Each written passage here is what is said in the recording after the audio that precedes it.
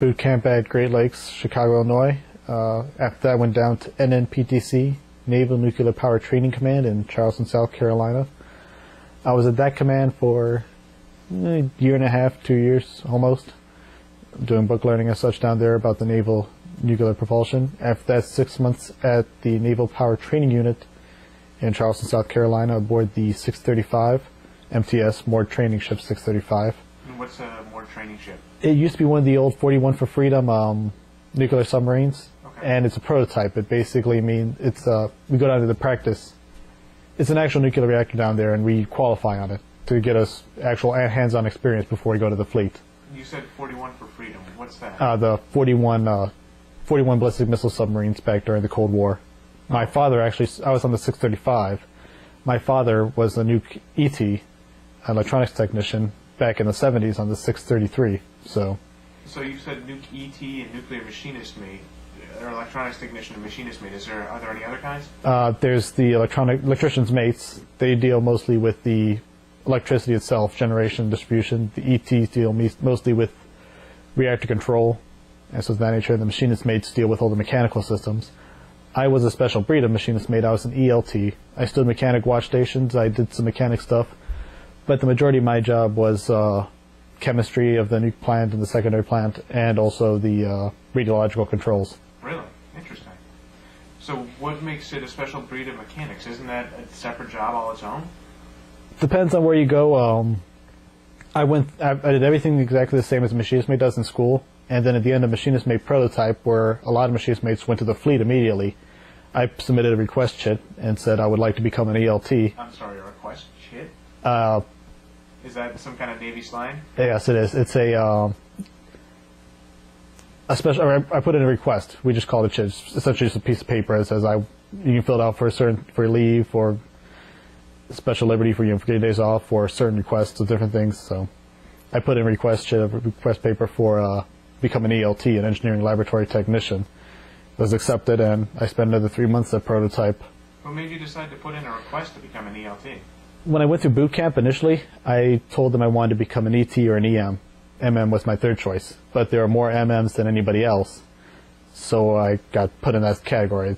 I don't know if there is rhyme or reason on who gets what, but I got put MM, which I had nothing against, but it wasn't my first choice. So I look at ELT as my consolation prize, if you will. It was just, and I'm really glad I did enjoy. It was, for one thing, I got to avoid a lot of the mechanic stuff, so I didn't deal as much with some of the things they do, but a lot of the oil systems and stuff like that. Actually, I already had my own work to do, my chemistry and my radiological controls I had to take care of, which I don't want to use the word fun, but it was interesting. I enjoyed my work as much as one could. Interesting. So jumping way back to the very beginning, what made you decide to actually enlist? Because obviously there's no draft in the present day. No, that was different reasons. I told you my dad was in the Navy, so I heard a lot of his old sea stories. So that's also why I wanted to join the nuclear program, was because a lot of the educational possibilities. It's the hardest enlisted school book learning wise. So I get a lot of education, learned a lot of good stuff, a lot of knowledge in my head now. Really enjoy that. I did want to serve my country as well. There's a sense of pride in that, but probably I hate to say it's probably the biggest reason why I joined the Navy was I wasn't quite sure what I wanted to do with my life. I had a few ideas, go to college, but the only real idea I had was maybe be a history teacher or join the Navy. I'm like, be a history teacher at some other point. I can only join the Navy for so many years, so figured do that first. Do you remember your very first days in service, the very first days going to boot camp? Yes, I do, actually. Well, I'm a special case here in that when I left for boot camp, I left at the end of summer, and that's when most people, the big summer push they call it, or whatever they call it. But so I got off the plane in Chicago O'Hare, get on a bus, think I'm going to Great Lakes, and we stop at the Ramada Inn. Turns out boot camp was full. There's over 1,000 of us in this big convention, big meeting hall for the most part. And they said there's like about 5 or 6 people, actual people in the Navy, a chief, a first class, and some second and third classes. And there's who here would explain the situation. Boot camp is basically full. And who here would absolutely die if they don't leave? Who doesn't have a change of scabies or anything like that? And those people left, and the rest of us spent the rest of the weekend in the Ramada Inn. I mean, good food. Had a buffet thing for breakfast, lunch, and dinner. Watched some movies. We did training stuff as well, but they really couldn't do. We hadn't medically cleared. We hadn't done a lot of stuff, so they tried to train us as they could, but they couldn't do everything. The fun part was at the end of the weekend, everybody finally goes to boot camp. And at some point, not too far into it, I ran into one of the people who says, "Oh yeah, I was there. I left the first day." He was like 1 day ahead of training. So he spent the weekend at boot camp to be 1 day ahead of training. We spent the weekend at the Ramada Inn, and I consider that worth it. So your very first days in the Navy were spent cooling your heels in a hotel, essentially. Essentially. That was quite interesting. That must have been something. Once you actually transitioned from the hotel to boot camp proper, what did you see as the major differences? I think probably the first thing that struck my mind, because I found myself doing it, is sort of not knowing exactly what military was yet, but trying to act it. To, like, we saw people doing the whole, you don't just walk from point A to point B. If you need to do right angles everywhere, you walk one way, you take a right. You don't just take the direct path for whatever reason. And you see people, without even being told, trying to do stuff like that initially. But then people start to get acclimated a little bit and start trying. I mean, you're definitely in boot camp mode. It's a bit of a culture shock. It's more than it's a culture shock there, but eventually you see people's personalities start to come through. But the first few days, everybody's just in such a shock initially that, you're such a shock initially that you're mindlessly doing everything right there. But after a few days, you start to notice people's personalities start to come through, and that's when you really start to see everybody. There was one thing that struck me, though. We're on the bus from the hotel to boot camp itself, and already there's one person, I distinctly remember him saying, "I'm just going to tell him I smoked weed or something like that, because I did, and I'll get out right there." We weren't even on the base yet, and he's already talking about how to get out of the Navy yet. Trying to figure out what was going on with that. He didn't get out. In fact, he was in my division. He made it all the way through. So he volunteered, and already, pretty much on his first day there, he was trying to find a way to get out? Essentially, yes. That seems like a strange juxtaposition.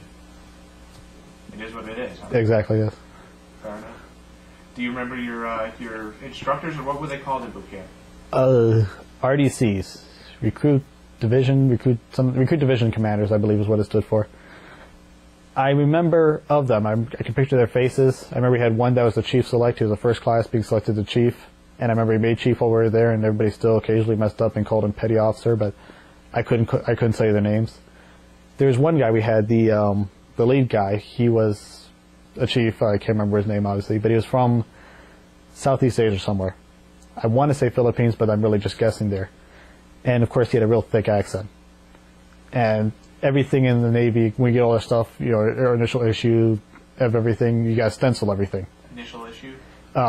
Giving you your first uniforms. I mean, they give you, when you first get to boot camp, they give you first everything. Undershirts, socks, underwear, shoes, everything of that nature. When you say give to you, did they issue it to you as government property, or did you actually have to buy it yourself? I think we bought it ourselves. Yeah, we buy it now, so I'm sure we probably bought it there. It's probably just taken out our first paycheck or something. I don't remember the exact details, but everything has to be stenciled. So this guy had a real thick accent, so he'd say, "Okay, now, you shall place the stencil up in, remember, in your shoe. It shall be 1.5 inch away from the top of the tongue of the shoe." So, of course, half people did 1/2 inch, half people did 1.5 inches, because he had such a thick accent you couldn't remember exactly what he said, which was immediately followed up by, "You stupid recruit! I said 1/2 inch." "Chief, is that 1.5 inch or 1/2 of an? You stupid recruit!" "Okay, 1.5 inches." I hope you were right. It's hard to say he was a good guy. He was good at training us, I'm sure. But obviously at the time it's hard to say he was a good guy. But he trained us well. So. For a whole lot more than that, then. Exactly. I mean, I really, halfway through boot camp, I came to the decision I would never want his job, as I was one of. I pictured it as, it seemed like a bunch of little chicks trying to talk to the mother hen. "Chief, chief, chief, chief, need something, chief." I would not want that job. How strenuous was boot camp overall? Physically, mentally, emotionally? Physically, that partially depended upon who your RDCs were, how much they wanted to work you out. I definitely came out of the Navy in a whole lot better, out of boot camp, a lot better shape than I was before I came in. We were occasionally got, PT, fairly hard physical training, PT. But, I mean, it wasn't as hard as I see sometimes in the movies and everything. It wasn't as bad as that. But then again, we're the Navy, not the Marines or something like that. So, I mean, there are definitely times when I was really pushed to my limit, but I came through it and everything, obviously, and so it came out really much better physically fit than beforehand. It's like, more muscles there, nice. Emotionally, I was really hit emotionally on it initially. I mean, eventually, it took a little bit, but eventually you came into your, like I said, you I don't want to say that we're comfortable, you came acclimated to boot camp. But it's also what I realized, like, I'm in boot camp now. I'm not back, end of summer, so I just graduated and I spent the summer off before I left for boot camp. And in boot camp now, then I'm going to a school and then damn it, my childhood's over. It was easier being a kid than it was doing this and everything, so that hit me, I wouldn't say, that hit me fairly hard, I guess you'd say, because it was just a little bit of a shock there and everything. What was it like trying to communicate with family and people back home there? Well, you wrote letters home as often as you could, which sometimes you didn't have as much time as you would like. I remember having letters that I would start at one point, pick up, just whenever I had a few minutes, jot a few things down on this one piece of paper, and have a running letter that took a couple days to write, but it was several pages long. And it had mail call at the evenings, and you always praying you got something. And my family was really good in that they usually would send, not just letters, but they'd find clippings. I was into wrestling at the time. My brother would print out the results of the week's wrestling and send them to me, so I was keeping up on that. I actually got a really good letter. My school was in Charleston, and when my brother, he was left for the Air Force about 2 months before I joined the Navy, and he was getting stationed at the Charleston Air Force Base. So I knew before I left my brother was going to be down with me here shortly, so I had that to look forward to. That must have been a really nice surprise. Indeed. I mean, when I had to reread that line a couple of times when I realized what it was. That was great. So what made you decide to do this? You mentioned your father's history with knowing something about nuclear power, but when you first enlisted, you got to choose what rating you wanted. Yes. Was there something about nuclear power beyond that appealed to you? The education, like I said, is one of the hardest. They basically take 2 years of nuclear engineering, college-level nuclear engineering, and jam into a 6-month period. And it's just, as the SEALs are physically in the Navy, the nukes are mentally. We're the smartest, basically, in the Navy and everything, and just ask us. No, but it's really not, I'd say, one of the most prestigious because we are just basically an engineering department, but it's known how hard our school is, how hard we work, how involved we got a lot more levels of control, a lot more levels of,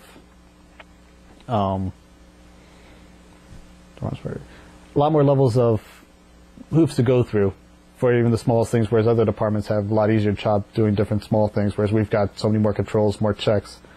But, so, nukes are just prestigious in that we know we've got one of the harsh jobs in the Navy and we pull it off. But that's why I really joined into it was my dad's sea stories and education opportunities was the main reason I initially went into it.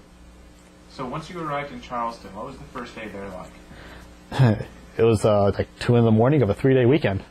Man, you've had great luck in reporting to your commands. Well, for the most part, yes.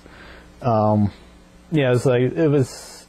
I remember getting there really early in the morning, as 2 in the morning, whatever, going to sleep, and I still woke up I only got a few hours sleep that night because I was so used to waking up at like 5 or 6, whatever it was in the morning. Probably 4. I don't even remember what time it was. Real early in the morning. So it took a little bit of time to get used to that. But one of the first things I did is I found a vending machine and drank all the pop I could. Went to the vending machine next to it and ate all the chocolate I could. Why were those not allowed in boot camp, or? Well, they did have pop machines there, but it didn't taste. Until they took something out of it or something. I think it was decaffeinated or something. I'm not sure what it was, but it didn't taste right. And chocolate, there was, but not. You couldn't get a Snickers bar or something like that. I see. So having the freedom of just going down to the little mini next, the mini naval exchange, and buying a 12-pack of Dr. Pepper was down those things like there's no tomorrow. So after you got through that first 3-day weekend, what greeted you on the other side of boot camp at Nuclear Field A School? Well, first it was like about a week or so of indoctrination. Just this is the command. They ease us back into the real world, if you will. Initially, you're like you have to stay in your uniforms at all times. You're only allowed off base on certain times on the weekends and everything. And as you progress through different phases, they call it, the adult badges. Yellow badge means you just came from boot camp, your uniform all the time. Green badge, off the base more, allowed to wear civilian clothes off base. Excuse me, stuff like that. And eventually it progressed to the point that it's really you're just eventually it becomes like I've never been to college, but I imagine it became almost college-like in that you're just going to school, and then, once you're done with school and you're done with studies, which nuke school, and there's a lot of studies, it's your own time after that. But initially, it's still even very regimented and everything. So could you describe A school a little bit more? You said there's a lot of studies. What does that mean? Well, I remember being told once. My recruiter never told me this, but one of the myths about nuke school was they never give you homework, which is a true statement. You cannot take any of your work home because it's all classified, which means they'll assign you homework, but that means you got to stay in the classroom during the after-school hours to get it done. A school, machinist made A school, there's a lot of, first some basic stuff, as in I at one point could name off 12 different types of wrenches, but then also things, mechanical components, pumps, turbines, all sorts of different mechanical systems that are found in a engineering plant that we learn a lot about. Labs even, where we learn to use different tools, clean an oil filter. Lube oil filter? Learn to clean lube oil filter, stuff like that. Get hands-on with turbines and stuff. It was really enjoyable. I mean, I've never really done anything mechanical before, so actually being able to put my hands on this stuff was enjoyable. I had fun with this. I mean, I've always liked learning stuff anyway, so the entire nuke power school, A school and power school, I really enjoyed. Plus, if they assigned homework, you had to do it afterwards, and depending on how good your grades were, was how many hours you had to put in. If you were, initially everybody's put on what they call 15-2s. Each week you had to do 15 hours of study, at least 2 hours every school day. After so many weeks, they start to change up them. If you got bad grades, you put on more time. Might have to do 4, I can't remember, the highest ones were like 25-4 or something like that. It maybe got higher than that. Where each night you had put in 4 hours and 25 a week, or even worse beyond that. After about week 2 or 3, whatever it is, I was put on voluntary hours, which means I didn't have any minimum hours to put in. I just put in as many as needed, and it wasn't that many. A school and power school were definitely hardest school I've ever been to, but I still managed to get through fairly easily. So. Now, when you say mandatory additional hours, that's 15 per week or 25 per week, you said for the worst case. How many hours would you spend in class each day? Started around 7-ish, ended around 16 or 1400, or 4 o'clock in the afternoon. So, and that's obviously with the lunch in there as well. So, it's about 8 hours or so of school work, and then hours afterwards as well for study and homework. So you spend 8 hours in class each day, 5 days a week, so 40 hours of class to begin with. Yep. And then you'd have an additional 15, 25, or whatever additional study hours tacked on? That's also, you can do those on the weekend as well. Oh, wow. How did it feel to be in A school? What was an average day like? Woke up early enough for the morning. I mean, some people would eat. I never ate breakfast in the galley in the morning just because so many people were trying to. I'd grab they had bag breakfast things, just orange juice or fruit or something like that. I'd go in. I usually try to get in early, just do a little bit of studying in the morning beforehand, or just get everything ready for the day. Because of course I did all my homework the night before, so didn't have to catch my that. But depending on where you were, it was A school for machinist mates for 3 months long. And I mean, you had a math class, basic machinery class, which was basic machinery, simple things to the tools, pumps, valves. Eventually, math only lasted a few weeks. Basic machinery lasted about the first half, and then after that was mechanical engineering. It was mechanical something rather. I think engineering. And that was more involved, turbines and other and theory stuff as well, like how tall could a pump suck up water from a pipe and everything. And we used it was structured notes, in that we get these big binders of notes with blanks missing, and as you're listening to the instructor, you're filling in the blanks and everything, so that you got the actual writing down there as well. So you're reading the knowledge, you're listening to the knowledge, you're writing down the knowledge, and you have a few classes in the morning, a few classes in the afternoon, and then they said lunch in the middle. I did they had 15-minute classes and like a 5 or 10-minute break, so it's never sitting there for 3 hours at a time, no breaks at all. So they put a lot of thought in nuke school and power school and everything. So they wanted to try to, I don't want to say make it easy. They try to make the knowledge as accessible as possible. They didn't just stand there and recite off and expect you to understand everything like that. In that they always had the instructors were always available, even in the afternoons. During study hours, they'd have a watch where they'd have an instructor from every class would just hang around the office for you to go ask questions to. So if you have a problem, you just head down to the office and talk. They've got an instructor there into the night hours, ready to answer any questions. So I said 1600 come along. They usually also have a few study halls in there as well. Back in A school, very rarely in power school would you have any study halls because you have more classes. But afternoon, I mean, school it's out, then you got to put your study hours in, or usually I would stay right afterwards and try to get my homework done right away. I mean, bell rings, have majority of people take off and leave right away. I'd stick around and try to get it done right away and leave my entire evening open if I could, which in A school really wasn't much of a problem for me. Less classes, more study halls, had more chance to get it done. Go eat, and I was done for the day then. What would you do with your free time then? Oh, well, didn't have a car or anything like that at the nature. Weekends was go to the mall. I became a very big mall rat when I was down in Charleston. We had this thing called the Loser Cruiser. It was a blue bus, $2 one-way trip, and it would hit up the mall, the Best Buy, the next. Real good Chinese, hit up the Navy Exchange, but right next to it was a really good Chinese buffet. Like that place. And, that's free time. If I didn't go to the mall on the weekends, I, hung out with friends that I had down there. Eventually I got my own computer, got all my stuff sent down to me from home. Also, when I went home for Christmas, me and my brother drove down to Charleston. I had a bunch of my stuff thrown in the car there as well, so read, video games, internet. I was a bit of a homebody in my barracks room, I guess you could say, throughout most of that then. What were your barracks rooms like? Were they open bay or? In A school, it was like 2 people to 1 room, and it was plenty of room. It was a good sized room, enough room there easily, and then there'd be 2 rooms to share 1 bathroom, 1 head as we call it maybe. And it was nice. It was I haven't never seen any of the barracks room up to that point. I thought it was fine. Of course, I mean I looked down and had pretty good roommates most of the time, so. So you mentioned power school came after A school. Yeah, well. What was it like graduating from A school, and talk about power school some? Well, graduating from A school, that was a blast. I remember they had a little rec center thing with some arcade machines in it. And I remember after taking my comp, I immediately went to one of the games with the guns on it and decided to release some. Sorry, comprehensive exam, the final exam, finals. I remember playing both player 1 and player 2 of this gun game, and eventually player 2 lost, and I kept on putting quarters in player 1, just, relieving stress after having taken that test. That was very nice, I might add, killing the bad guys on that. Well, between A school and power school, you had to make sure before you go into power schools, when they actually had all the secret stuff in there, we're learning nuclear theory and nuclear design stuff. I was another special case here.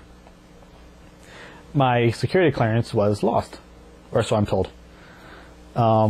Whereas all my friends from A school classed up into every 2 months they class up a power school class. In between, that's a time called T-track, which is just waiting for the next power school class up, really. I mean, they have some people that stand watch in the building, some people that clean the building, clean the barracks buildings, just busy work, really. Well, all my friends class up because they got their security clearances, and I don't. So I spend 2 more months on T-track.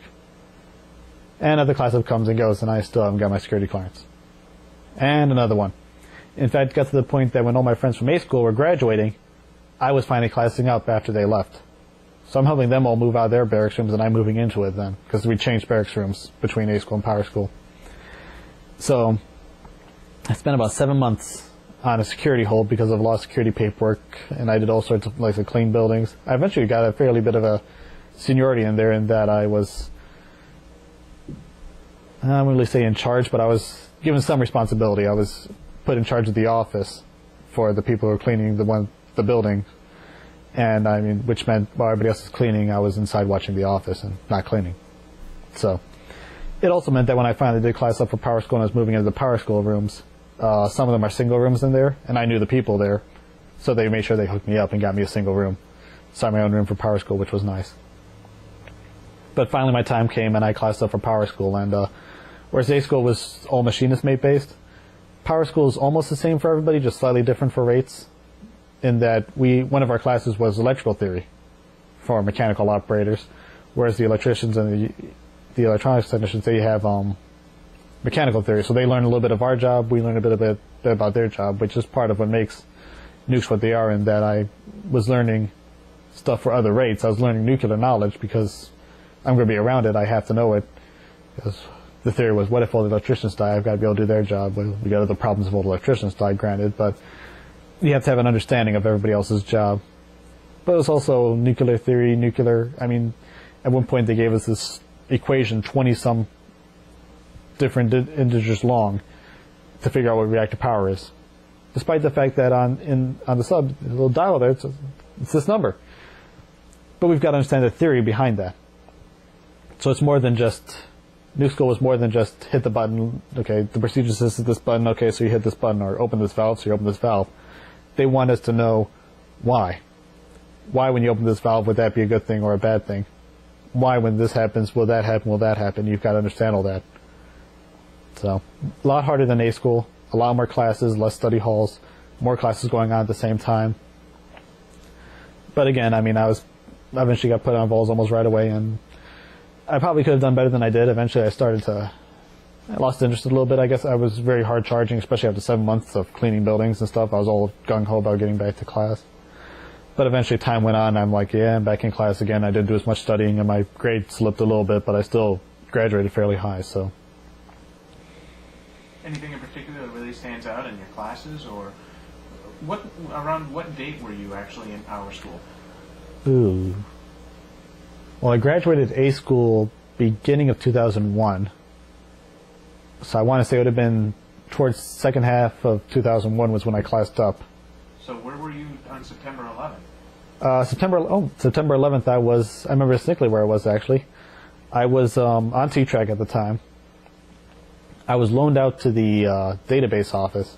But before I was in the one office watching people clean while I watched the office. Well, they needed somebody trustworthy to help the database people. So I was they gave me to them. And I was quite literally just entering data in a computer, quite literally making a database of the school's database. They were trying to organize things. And I remember somebody sticking their head in our office, small little office, little cubicle thing, and hey, turn the radio on, something just happened. And sure enough, I listened to September 11th as it happened on there, and I remember going back to the first tenant, the cleaning office, we called it the first tenant office, to pick up a pop, because we sold pop out of the fridge there cheaper than they did in the vending machines. So, and I remember this one girl saying, "Oh, it's probably just an accident. It's not a terrorist attack. It's probably just an accident." Oh, she was wrong. But it was a very surreal moment for a while there, just because hearing on the radio at one point, security has been heightened on military bases across the nation. Like, I'm on a military base. Damn.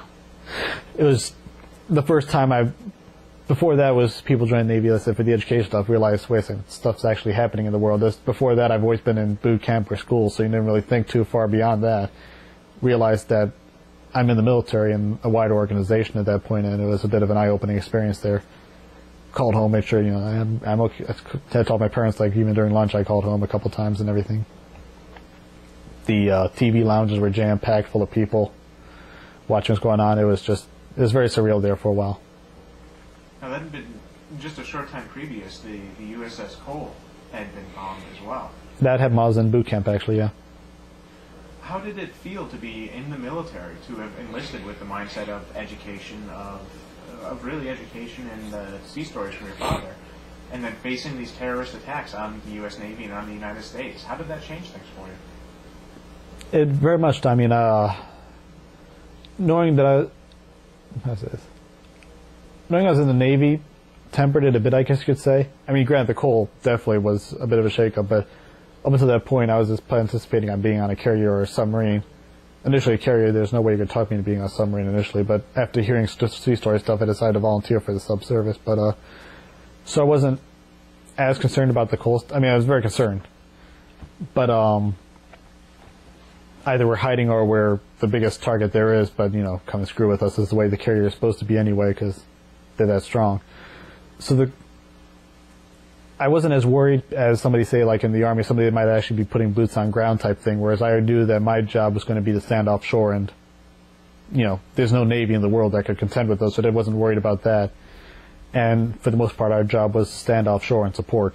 So also knowing my job was going to be engineering department, so I wouldn't even be that involved. Wouldn't be several steps back, whereas you got the people up forward actually doing the launching the Tomahawks, launching whatever firepower it is. I'm in the back pushing. So it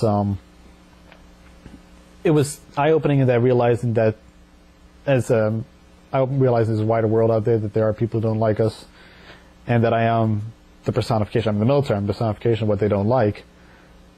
But I would say I was really never really concerned for my life, in that I knew that I'm in the support role. I know I'm on a carrier. I'm on a submarine. I'm not what they're going to be doing anything about. Of course, I did think, it's like, if they hit our base, you take out all the nuclear operators and they do that. I did think we could be a target, but I wasn't, more cautious and more thoughtful of it. I wasn't really concerned about anything. Concerned, but I wasn't actually scared, I guess you could say, as I was. So what happened after power school? I imagine that must have been quite a relief to graduate from there. Oh, finally, yes. That was a big... when you graduate A school, it's in a small little... they got 3 classes usually graduating once a week. An ET, an EM, and a MM class graduating. It's in a little auditorium thing. For power school graduations, once every 2 months, the power school class graduates. That's a bigger deal. They got, they do it in the circle, the big gathering area in the center, and it's all pomp and circumstance there.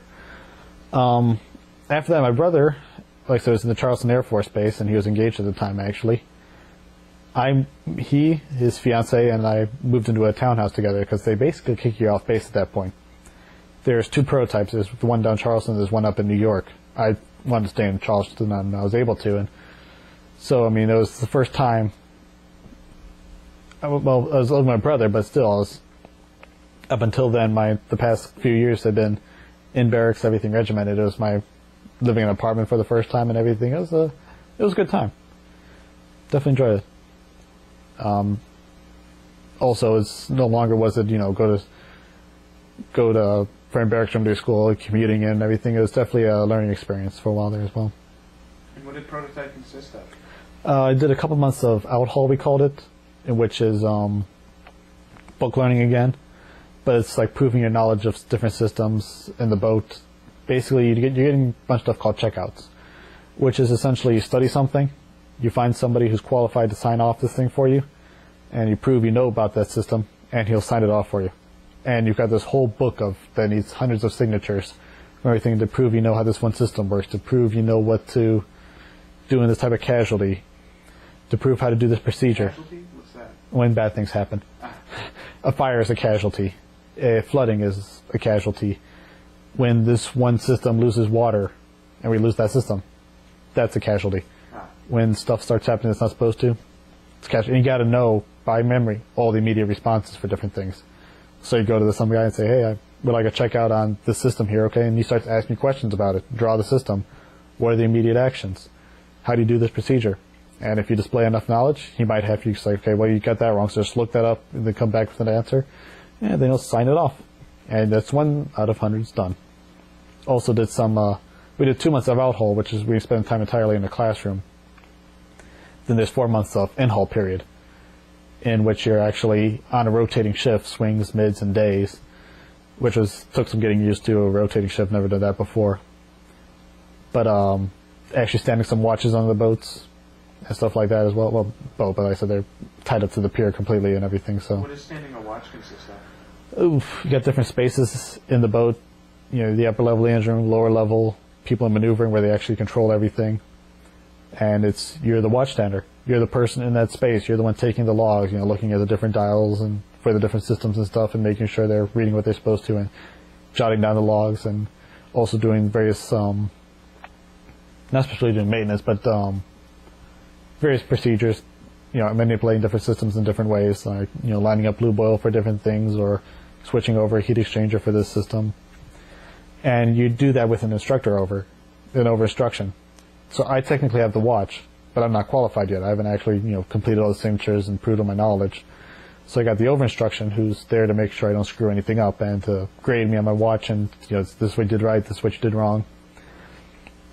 I was great on the systems. I was like one of the top, displaying the knowledge, I was pretty high up there. Actually standing the watch took some, was no good at that. Since I had so much stuff done, I was among the first people to actually start standing watches.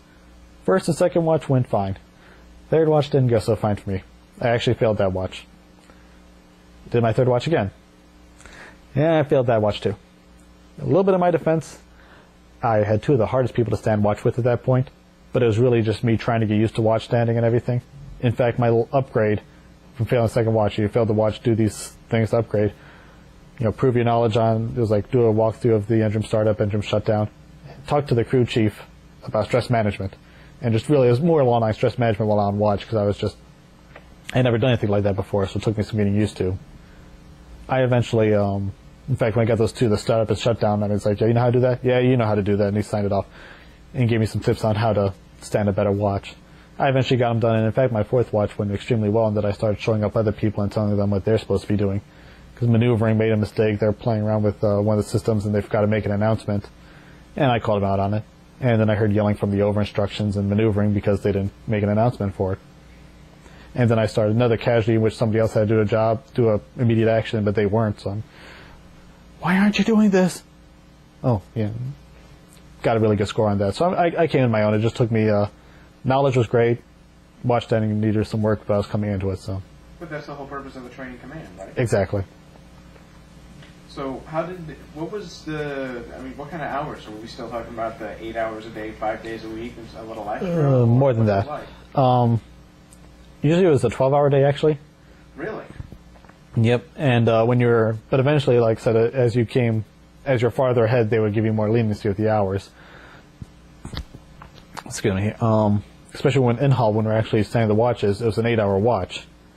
Now, depending on how, if you're behind, you did the full 12 hours, means you either came in 4 hours before or 4 hours after, depending on what shift you were.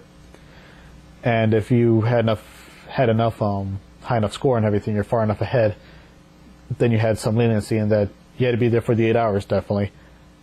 And as I recall, it was like you had to do X number of extra hours, so you could do do 4 extra hours at the beginning of the week and then take off the rest of them, do 2 hours a day extra. So, on average, you pulled about a 10-hour day if you're far enough ahead. If you weren't, then you're doing a 12-hour day. And it was like 10 hours, it was like 7 days. It wasn't just during the week.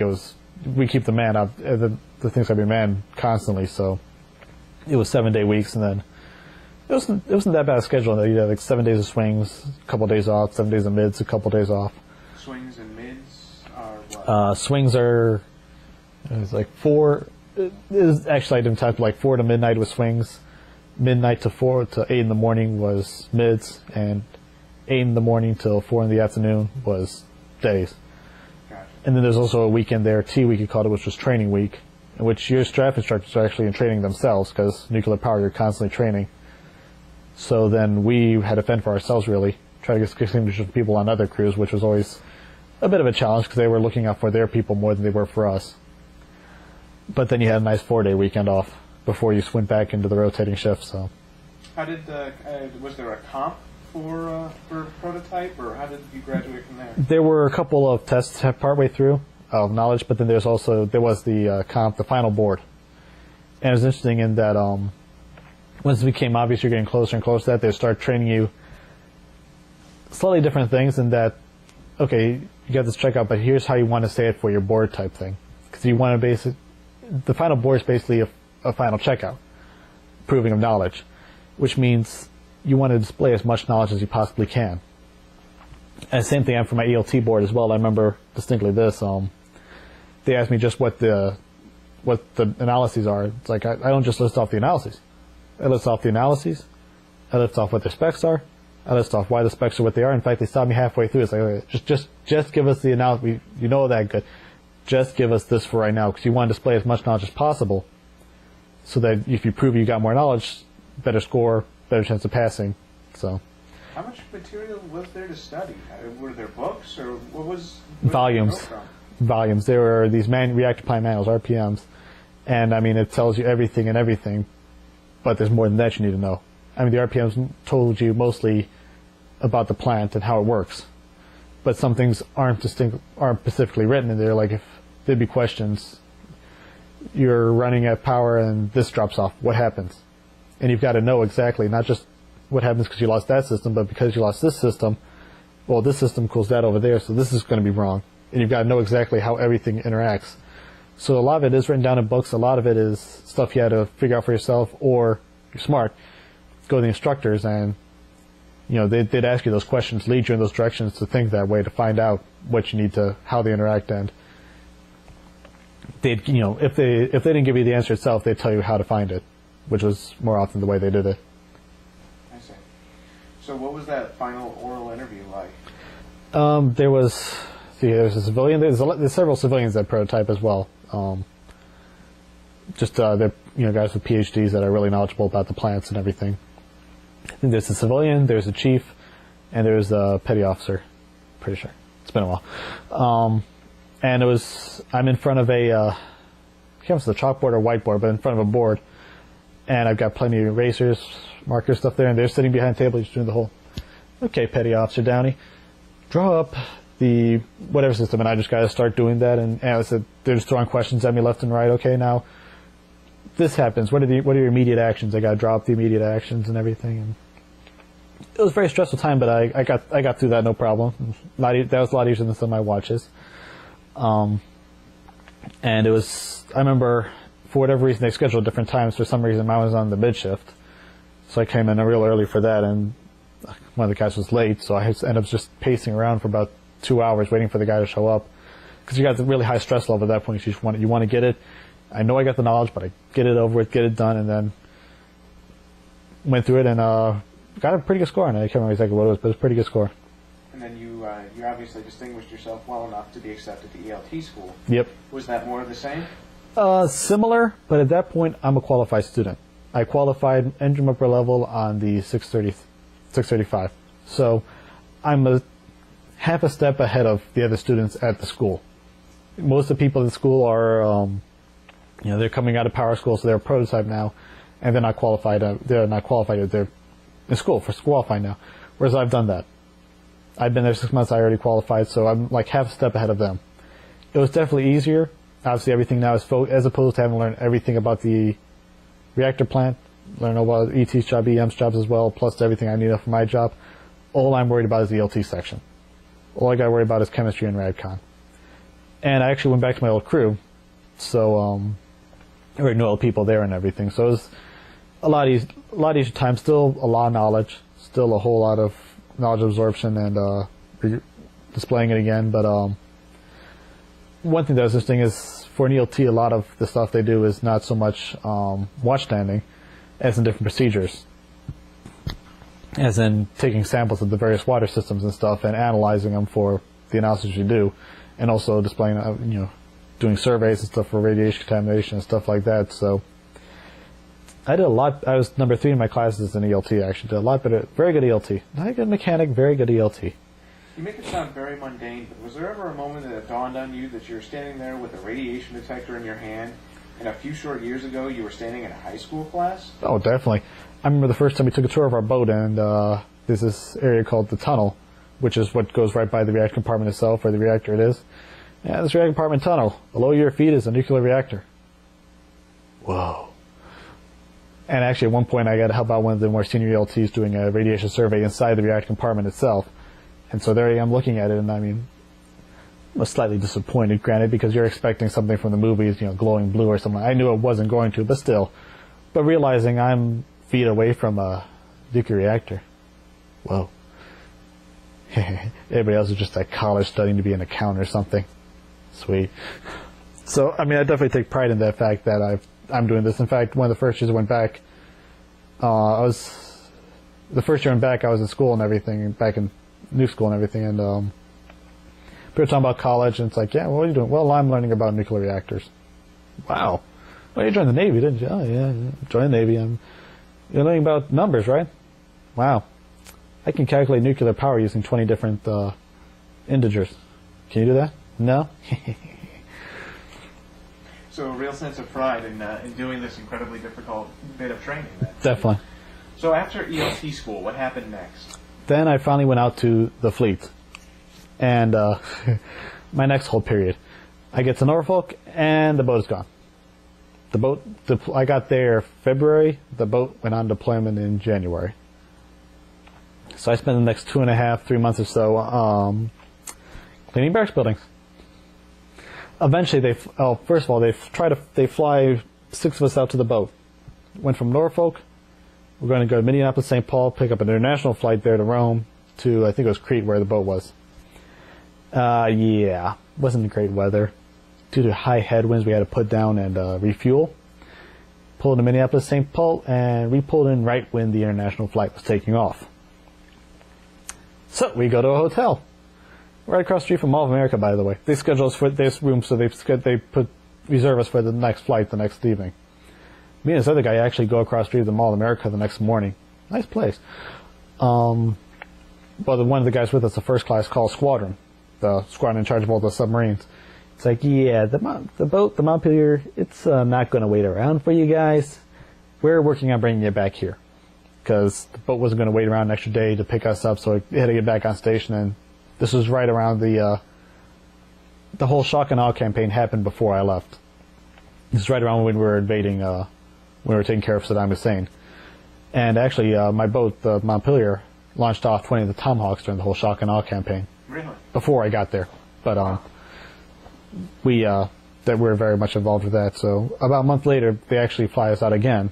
And this time we make it and everything. So my first experience with the fleet was a bunch of guys that had already been at sea for 3 months. Wasn't a good 3 months either. They spent, I think they only pulled into port once. And they had 3 more months to go on a deployment. Not the best way to get your first experience with the fleet. But I get out there and I did the next 3 months of the deployment there. It was, again, a culture shock there. Realizing that I'm on the other side of the world and there's nothing I can really do about it. I mean, up until then it had been training commands. Now, everybody in boot camp is all gung-ho, everything by the book, perfect Navy. Because they have to be, because they're training us to be. A little bit lenienter in A school and power school, because, you know, you're a student. I mean, it's held to extremely high standards and everything, obviously. Get the prototype, it's a little bit more lenient than that, just because you're actually in, you know, they're not expecting you to have the picture-perfect uniform if you just came out of a hole cleaning oil of the bilge of a submarine. And it's a little bit more lenient because of that. Now I got to the fleet, where things are, on a submarine on the fleet, where things are definitely much different. Where they're more concerned about the way you do your work and the fact that you're getting your work done, than if you've got a tear in your cover also. It was definitely a bit of a bunch of culture shock there, trying to get used to the patterns and everything. I didn't sleep much for the first 2 days just because I couldn't. I had the time to. I just couldn't figure out how to sleep on that damn thing. Eventually I figured it out, and I mean, there's realizing, I mean, I brought all the stuff I thought I should bring with me, found out half the stuff I brought I shouldn't have, and half the stuff I didn't bring I probably should have. So, especially when I got on the boat, we went on station, we did some stuff. I don't know, I was back at, like I said, I was in back standing under instruction watches. Same thing as prototype, I'm not actually standing the watch, I'm with the guy who's learning the watch, so I can I'm qualifying all over again. Qualifying the different watch stations, qualifying submarines. But I'm more concerned about qualifying my watch stations to relieve the other nukes than I am about getting, dolphins are getting important to me, but I'm more concerned about relieving the other nukes than I am about getting my dolphins. So, dolphins being the submarine warfare qualification. It's when you've got those, you've been on a while, you know your stuff, it's proof that you know your stuff. Like I said, I'd much rather qualify my watch stations and relieve more nukes and make them get off bugging me about relieving them, than about a bunch of people in the forward boat, the coners as we call them. Boat forms a cone. Coners. They're all gung-ho about getting the ship squalls done, but I'm not relieving them, so I'm relieving the watch standers. Relieving watch standers. What does that mean? The watch bill is made up. You're saying these different watches this time. Until I'm qualified, I can't be in the watch. When you relieve them, when you come in to take the watch, you relieve them. So rather than having to have some kind of supervisor over you, you can stand the watch alone. Exactly. And the other guy can go do other work or go rest or whatever else. Or there's that many more watch standers, we don't have to stand watches often. That's one of the ways, by the way, you said go rest, that's one of the ways you get to a deployment. If you sleep half the time, the deployment is only 3 months long. That's the theory behind it. What was it like? You mentioned submarines. I'm curious. What was it like the very first time you dove? You went underwater on board a submarine. Not as exciting as I thought it was going to be, honestly. I mean, at first it was a bit, especially when we walked into maneuvering, and I'm like, that's how deep we are, because they had a gauge in there saying how deep we're. Whoa. But it's honestly nicer being underwater than it is to be on top of it, because the way a submarine's built, it's round, and so they rock really easily. Get underwater, they don't rock. So you didn't notice it much, honestly. I mean, like I said, we were on station for a little while there, so I didn't see the sun for a few weeks. That was honestly the longest I'd ever been without seeing the sun, ever. I mean, since then was like 3 weeks, I want to say, how long we were on station for. Just on station, we're someplace doing stuff. Like I said, I'm back half pushing, so I didn't even know what's going on. That's what the nukes do. We stay back after we push. We let everybody else in the cone take care of all the other stuff.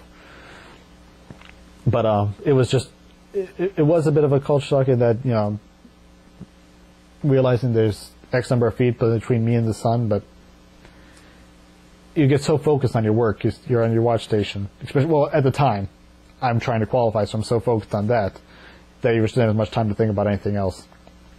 Eventually, when you get, by the time you actually get qualified, you're not as focused as much on qualifying. You're so used to it, you don't even think about it anymore. In fact, we did have one, stood most watches in engine room forward. If the lower level of the engine room were a dungeon, engine room forward would be one cell of it.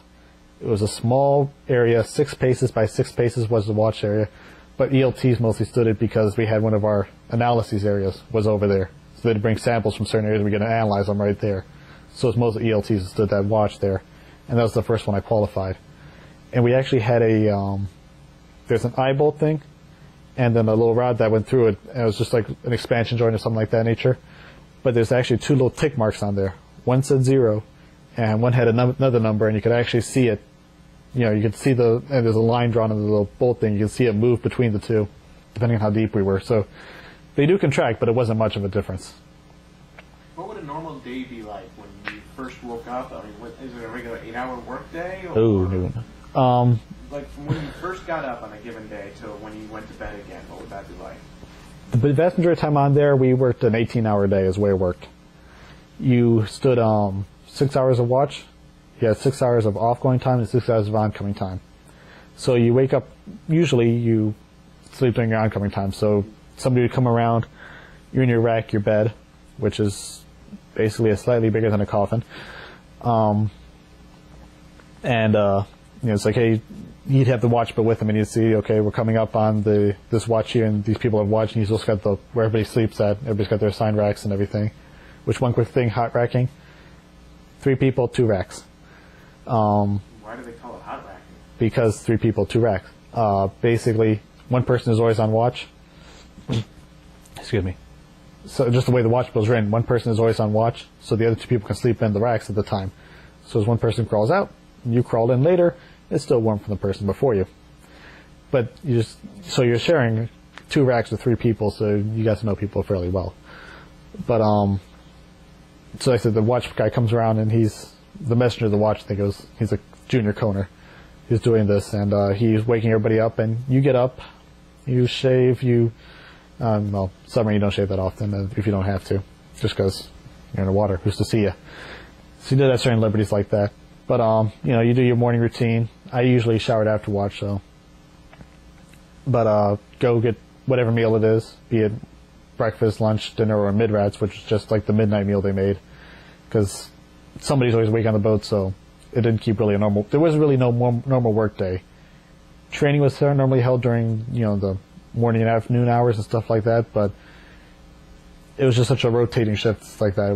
There's no really normal working day.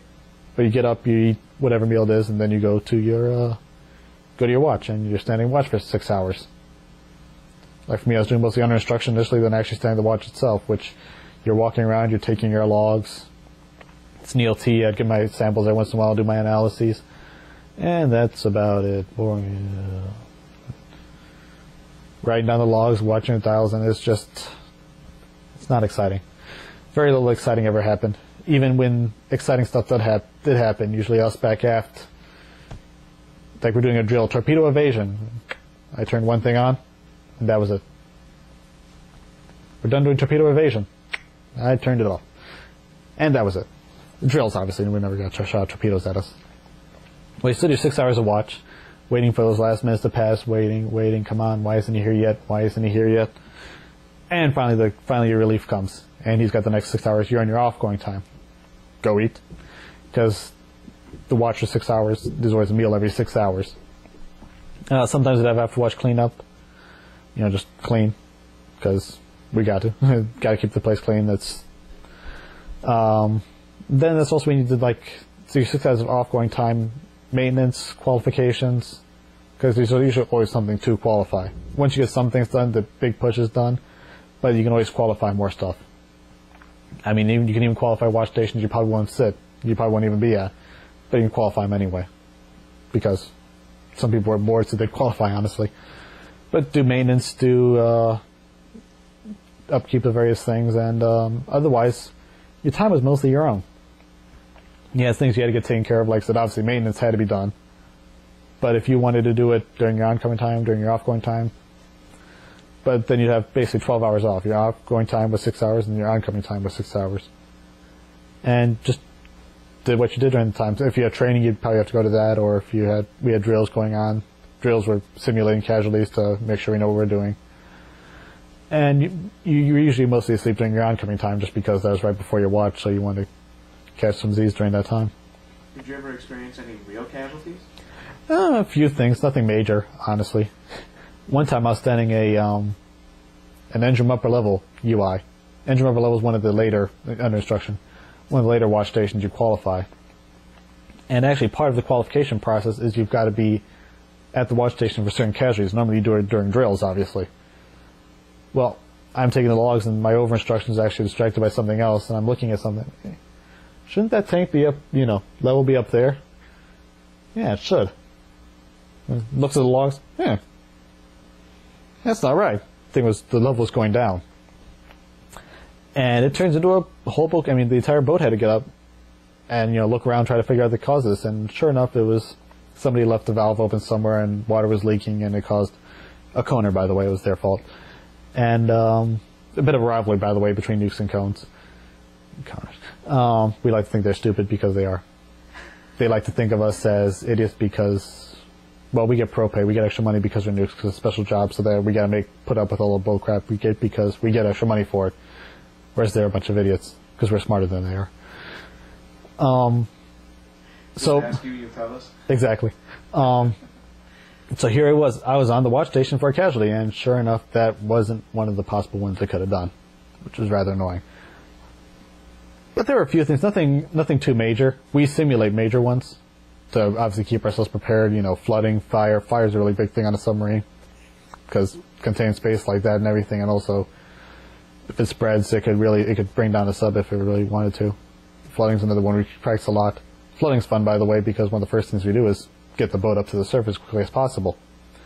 So here we are flooding back aft, so everybody's running back aft down this long tunnel area, and the boat does this really high up angle. So everybody's trying not to tumble down the tunnel, which occasionally didn't work, and you get one person that starts doing it on their backside. And sometimes we do that, and I'm standing watch, and I just decide to have fun, sit down on the floor, and slide from one end to the other. Yeah, you gotta have fun some way. You mentioned coners. Something about dolphins being their qualification about the overall ship. Anything special about them? Well, basically, there's engineering department, which is your nukes. Also A-gangers, which are your conventional mechanics, machinist mates that didn't go through nuke school. They're in charge of mechanical systems like the diesel on the boat, the refrigeration systems. They're in charge of the mechanics, so they're technically part of engineering department. But the three nuke rates, ELTs included in that obviously, but the three nukes, they're in charge of the entire back half of the submarine. Almost 2/3 actually. So they're nukes. Everybody else, the people who drive the boat, the people who look at the sonar, the people who man the weapons, they're all coners. Where the boat goes to cone. They deal with everything else on the boat except for the engineering department. And it's just a bit of a rivalry between those two. Because the engineering department is easily the biggest department on the boat. There's several others.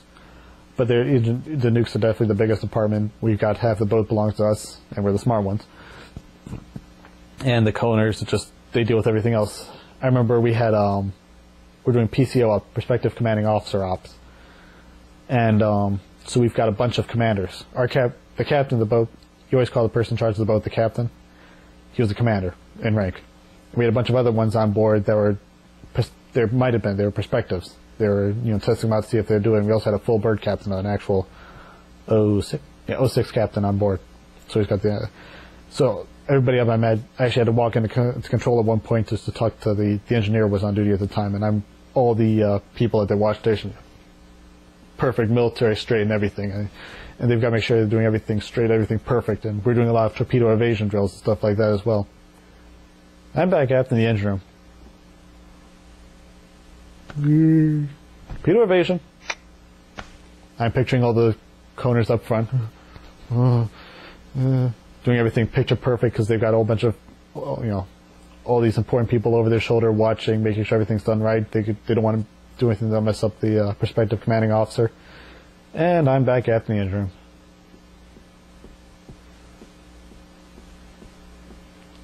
So, it's a rivalry between the two. They're two different worlds. But of course... You'd also mentioned the dolphins themselves. Is there particular significance to them at all? Or? Like I said, that's proof that you know what you're doing, so to speak. That's proof that you've been on... when you earned yours? Well, I actually, after I did everything, in my final board, another board there, not many new questions on there, but it was kind of funny in that it's supposed to be mostly knowledge of the boat, like where damage control equipment is, how we do fight certain casualties, more boat-wide casualties like your flooding and your fires and stuff like that, how certain important systems like your ventilation and your diesel and stuff like that work. The first question they got asked me on my nuke board, he looks at me, it was I want to say a sonar tech chief. He looks at me, it's like, you're a nuke, right? What is this weird kind of startup for the nuke plant?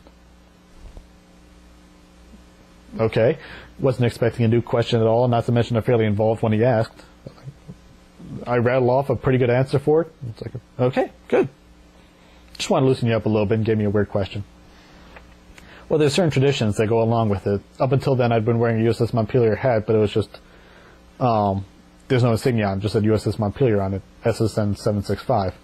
I was allowed, after I got my Dolphins, I was allowed to wear one that actually had the Dolphin insignia on it. I was allowed to watch movies on the mess decks. We burn flicks, as we call it, on the mess decks. I was allowed to watch them there. You get a lot more freedom on the boat in that you don't have people harping on you about why aren't you qualified. Qualified, nub. New useless body, nub.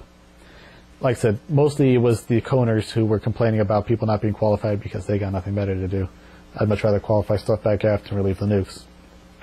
But I actually had the privilege in that my dad was in submarines back in the 70s. He flew down to Norfolk. And he actually was one that pinned my Dolphins on me. And I received the Dolphins that he received back in the 70s. And I still have them, obviously, still have them to this day. So that was quite an honor there. That's really something. Definitely. And just like I said, it was actually quite nice in that we had extra freedoms at that point. And 2 days later, we had an underway. Went back to sea to do some stuff. I never know what it is. And I was I had a special watch station. I was the underway ELT for that one. So I had all the extra freedoms of having just qualified my fish, get my Dolphins fish, we call them. And the underway ELT has a special job in that I've got about 3 hours of work to do a day. I got certain important analyses, certain important radiation surveys. I take care of 90% of the ELT work. I take care of myself. That's my watch station. But it doesn't take that long. And I had that. I had all three of my Dolphins. So that was a really good underway. I spent a lot of times watching movies on the mess decks. Mess decks of the galley. That's just like the biggest room on the submarine almost is the biggest room where people can gather is the mess decks, the galley. So when we do training, we watch movies there. I spent a lot of time there watching movies. So will you be making a career out of the Navy, or what are your intentions now? Initially, probably not. I was as an ELT, the career progression just isn't that great because eventually I'd make first class, become a leading ELT, and that's not a great job in the Navy, in a submarine, I should say, because I'm in charge of the leading ELT is in charge of a division. However, every other division on the boat is in charge by a chief, who's got a lot more clout than a first class petty officer does. So he's got all the responsibilities, but not nearly as much power. And it's just not a lot of paperwork, a lot of stuff to put up with, not a good job on the submarine. And eventually you say you make chief. Well, chiefs are put in charge, machinist chiefs to put in charge of machinery division, MDiv. That's the division I've been avoiding for the past X number of years. It's like, hey, we need your help hydrolancing this condenser or cleaning this filter. It's like, oh, I got a survey to do. You'll have fun getting knee-deep in oil. I'm going to go scan something. I've been avoiding them for these past number of years. Now I'm in charge of them. There was no way I was going to stay in the Navy with that, but all this talk about nuke, I was recently disqualified nuke because for medical reasons.